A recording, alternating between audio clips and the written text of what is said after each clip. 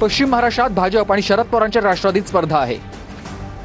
इथे एकूण 58 आमदारांपैकी भाजप 15, शिंदेच्या शिवसेनेला 4, अजित पवारांच्या राष्ट्रवादीचे 6 आमदार जिंकू शकतात, तर काँग्रेसला 9, ठाकरेंच्या शिवसेनेला 1, शरद पवारांच्या राष्ट्रवादीला 16, शाहू आघाडी आणि जनसुराज्य आघाडीला 3 जागा मिळतील आणि शेकापला 1 आणि इतरांना 3 जागा मिळू शकतात।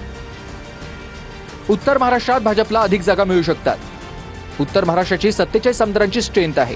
भाजपला 14, शिंदेचे 3 आमदार, दादांचे 6 आमदार येऊ शकतात, तर काँग्रेस 4, ठाकरेंच्या शिवसेनेचे 8, शरद पवारांच्या राष्ट्रवादीचेही 8 आणि इतरांना 4 जागा मिळू शकतात। कोकणात 39 जागा आहेत। एक्झिट पोलनुसार भाजपला 10 जागाच मिळताना दिसतात। 2019 मध्ये भाजपला 11 जागा मिळाल्या होत्या। इथं एका जागेचं नुकसान होईल अशी शक्यता आहे। शिंदेचे 8 आणि अजित पवारांच्या राष्ट्रवादीचे 1 आमदार निवडून येताना दिसतात। काँग्रेस 0, ठाकरे 7, शरद पवारांना 6 जागा मिळू शकतात। मनसे 1, शेकाप 1, समाजवादी पार्टीला 1